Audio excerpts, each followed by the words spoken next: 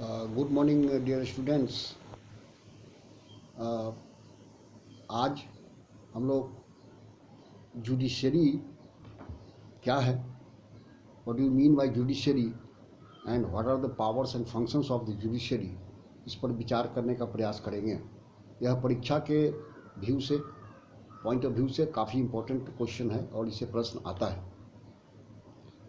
सरकार का तीसरा महत्वपूर्ण अंग न्यायपालिका होता है, जहां एक ओर व्यवस्थापिका राज्य की इच्छाओं को कानूनी जामा पहनाने का कार्य करती है, वहीं कार्यपालिका व्यवस्थापिका द्वारा बनाए गए कानूनों को मूर्त रूप देने का कार्य करती है। इस प्रकार न्यायपालिका सरकार का वह अंग है जो आवश्यकता अनुसार इन कानूनों के अर्थ की व्याख्या करती है तथा यदि कोई व्यक्ति इसका उल्लंघन करता है तो वह उसे उचित दंड देने का भी कार्य करती है। राजनीतिक शास्त्र के विद्वानों ने कहा है कि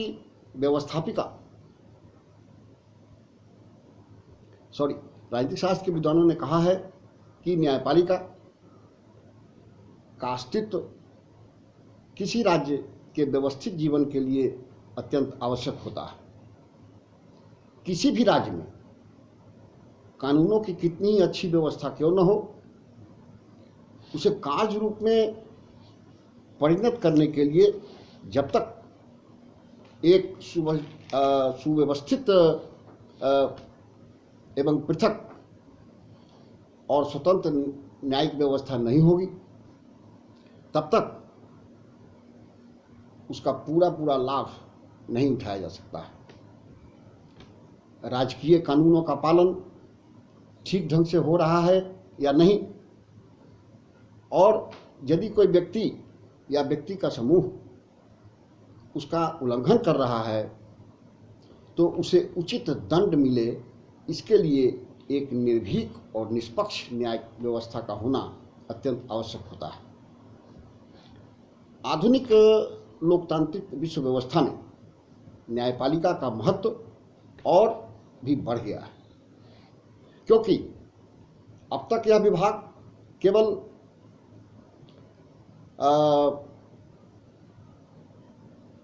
केवल व्यक्तियों के आपसी झगड़ों का निपटारा किया करती थी, लेकिन अब इसके क्षेत्र काफ़ी व्यापक हो गए हैं और यह व्यक्ति और व्यक्ति के बीच के झगड़ों के अतिरिक्त राज्य और राज्य के बीच होते हैं, उसे भी समाप्त करने का प्रयास करती है। इसीलिए लॉर्ड ब्राइस ने अपनी महत्वपूर्ण पुस्तक modern democracies volume 2 page number 384 में स्पष्ट रूप से कहा कि न्यायपालिका राज्य के लिए एक आवश्यक ही नहीं अपितु उसकी क्षमता से बढ़कर सरकार की उत्तमता की कोई कसौटी नहीं हो सकती है।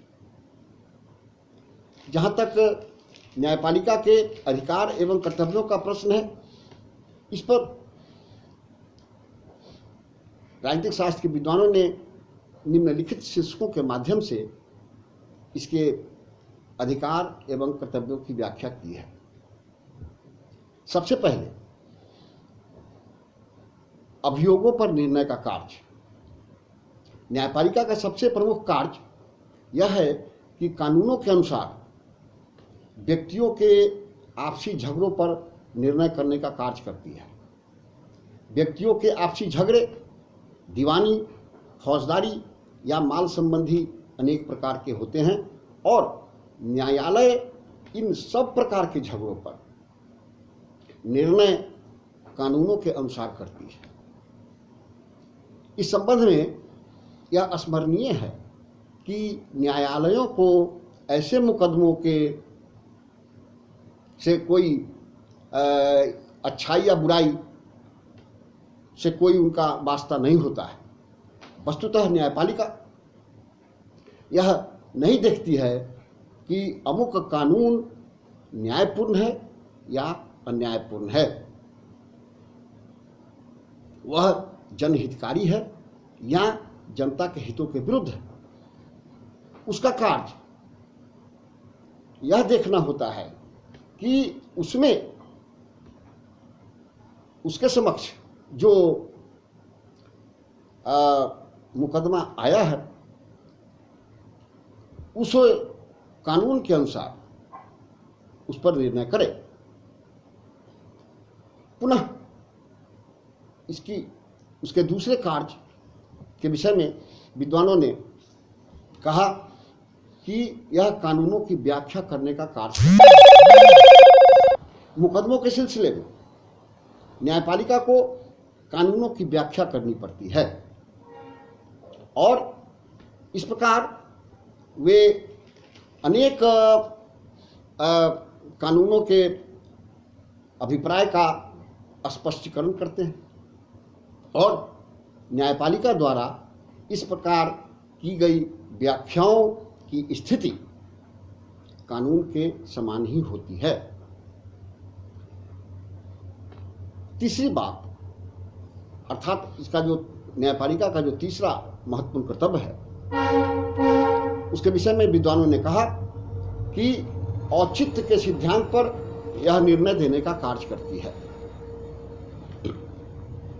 यद्यपि प्रत्येक राज्य में कानूनों का क्षेत्र अधिकतम होता है, तथापि ऐसे भी अनेक मुकदमे अथवा विवाद उपस्थित हो जाते हैं जिनमें कोई वर्तमान कानून लागू नहीं हो सकता है और परिणामतः उसका निर्णय वर्तमान कानूनों के अनुसार नहीं किया जा सकता है।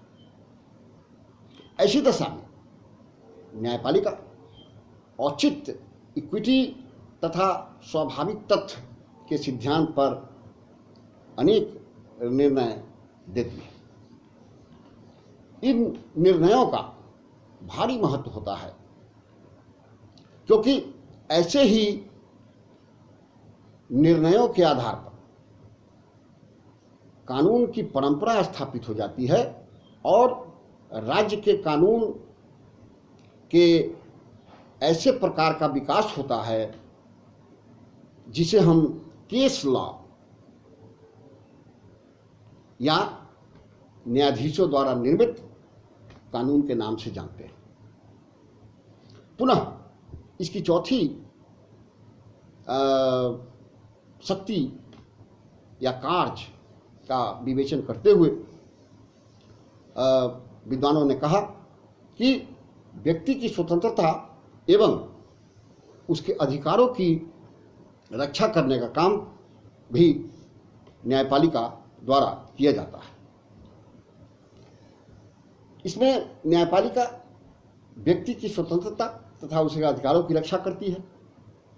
साधारणतः व्यक्ति की स्वतंत्रता तथा उसके अधिकारों को दो प्रकार से हानि पहुंचने की संभावना होती है। पहला व्यक्तियों की ओर से और दूसरा राज्य की ओर से। ये दो स्थिति होती है। पुनः व्यक्ति की स्वतंत्रता तथा उसके अधिकारों को अन्य व्यक्तियों की ओर से भय इसलिए होता है कि सब व्यक्ति सभी तरह से समान नहीं होते हैं और किसी भी प्रकार से सबल व्यक्ति निर्बल व्यक्तियों की स्वतंत्रता तथा उसके अधिकारों के प्रयोग में बाधा उपस्थित कर सकते हैं। दूसरी ओर राज्य एक शक्ति संपन्न संस्था होती है तथा कभी कभी व्यक्ति भी स्वतंत्रता और उसके अधिकारों के प्रयोग में बाधा बन जाती है। वास्तव में इस परिस्थिति में न्यायपालिका का कार्य यह होता है कि वह दोनों प्रकार की बाधाओं से व्यक्ति की स्वतंत्रता की रक्षा करे तथा उसके अधिकारों को अक्षुण्ण बनाए रखे। इस संबंध में पुनः न्यायपालिका व्यक्ति के अधिकार तथा उसकी स्वतंत्रता अपने स्तर से हर स्तर पर उसे कुठाराघात न हो इसकी व्यवस्था भी करने का कार्य करती है। इसका पांचवा कार्य यह है कि यह संविधान का संरक्षक होता है। विद्वानों ने कहा कि न्यायपालिका संविधान की पवित्रता तथा उसके प्रतिपादित व्यवस्थाओं की रक्षा करने का कार्य करती है। संविधान हर देश में लेखबद्ध होता है और संवैधानिक कानून तथा साधारण कानून की स्थिति में अंतर होता है।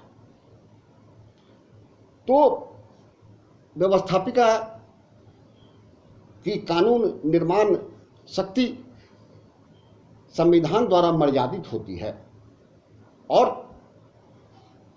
कानून संविधान के विरुद्ध नहीं बनाए जा सकते।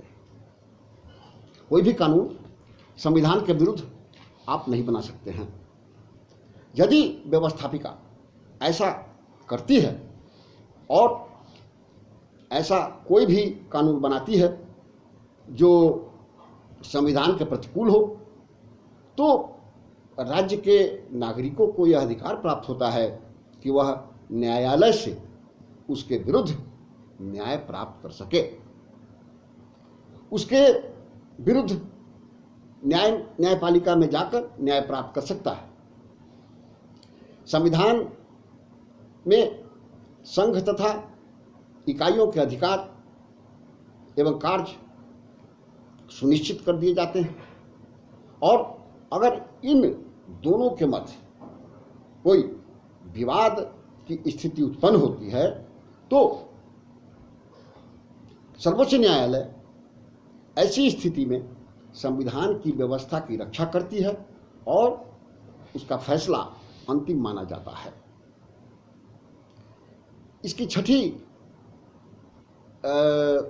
शक्ति के विषय में राजनीतिक शास्त्र के विद्वानों ने कहा कि यह घोषणात्मक निर्णय का भी कार्य करती है।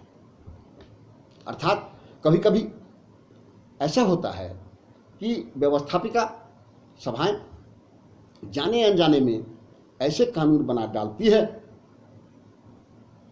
जो या तो अस्पष्ट होते हैं या अन्य किसी पूर्व पारित कानून के विरुद्ध होते हैं। ऐसी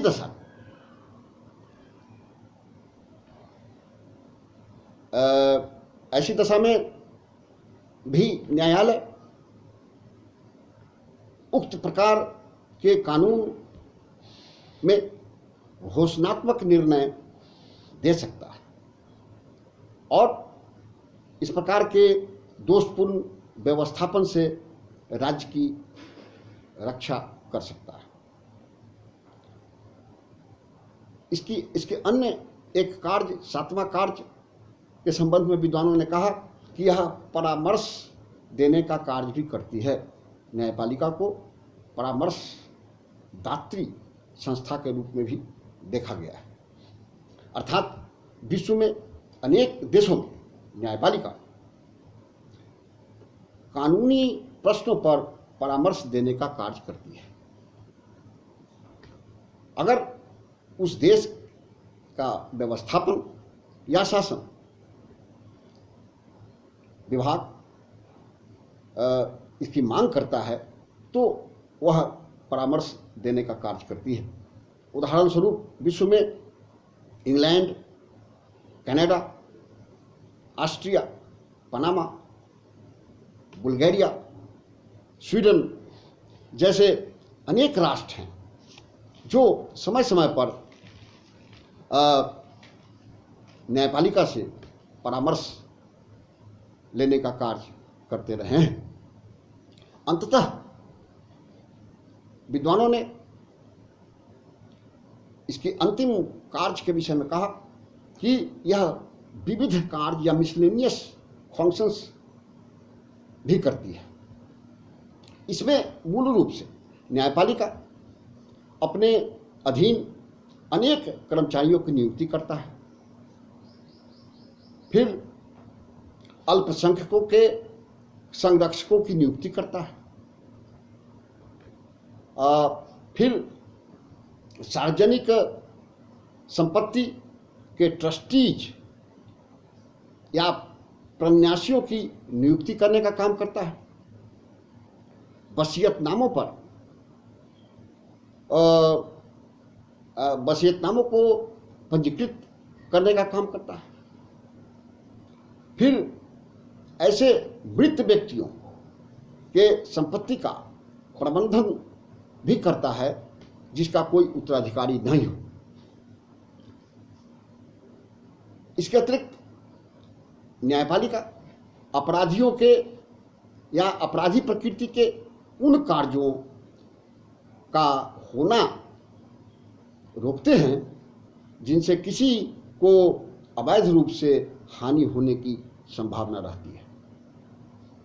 और अंत में इस मिसलेनियस या विविध कार्य में यह है कि न्यायालय परमादेश रिट के प्रयोग के द्वारा राज कर्मचारियों को वे काम करने से बाध्य कर सकते हैं जिन्हें वे करनीय होते हुए भी नहीं करते हों, अथवा उन्हें ऐसे काम करने से भी रोक सकते हैं जो उनके लिए लीगल या वैध करनीय नहीं है।